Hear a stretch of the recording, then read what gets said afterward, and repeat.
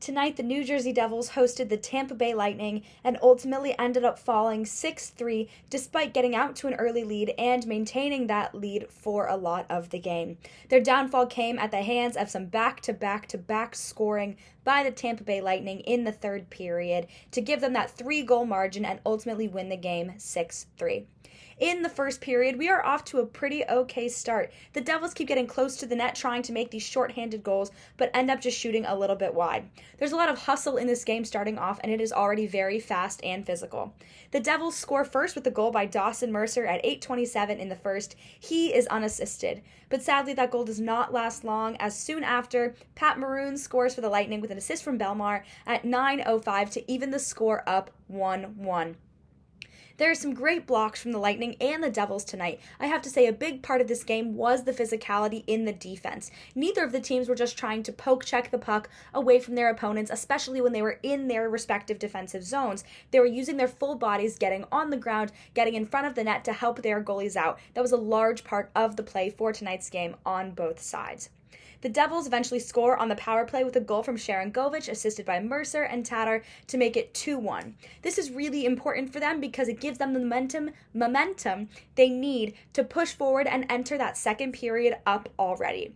Like I said, as we enter the second period, they are up by 1, but it doesn't take them long to lift up again, and the Devils come out swinging and score less than 2 minutes into the second period. This one is Hughes from Mercer to make it 3-1 Devils, and they have the lead. And this is Mercer's third point of the night after only about 25 minutes of gameplay. He had an absolutely spectacular night for the Devils.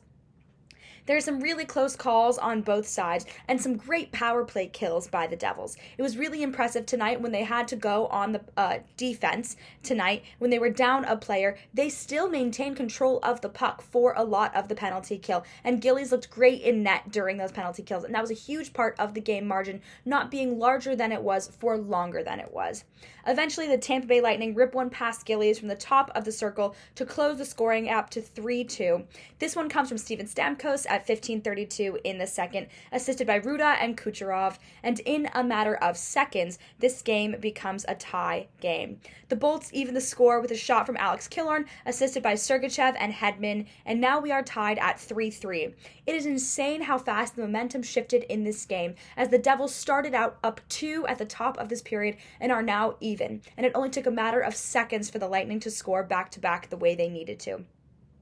As we enter the third period, the Devils look like they're a little bit sleepier this period. They look like they're losing some of the energy that they had in the first two. That was really helping them be as aggressive as they needed with such a big and fast and aggressive team like the Tampa Bay Lightning.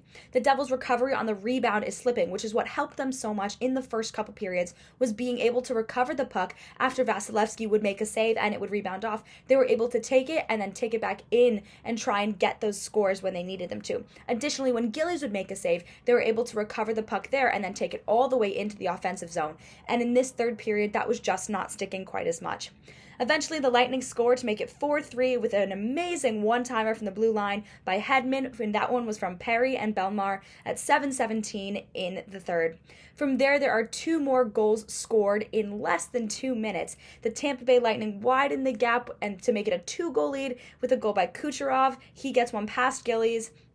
And then, yet again, we thought that Gillies stopped the puck. He actually thought he had sat on it, but it was ever so slightly knocked out from under him, and Bellemare finds the back of the net with it, bringing them up to 6-3 with 9:22 left in the third.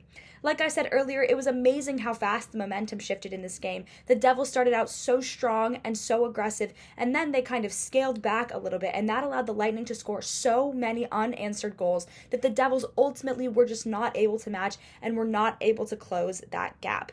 At the end of the game, there are a couple of big fights that break out. We've got Chernak and Bastian. They go flying. Bastian is thrown to the ice, and eventually both players get slapped with a major for fighting and head down the tunnels because there's only about 5 minutes left in the game. From them, Geertsen receives a 10-minute of misconduct, and there's a lot of fighting between both of the teams for the rest of the game.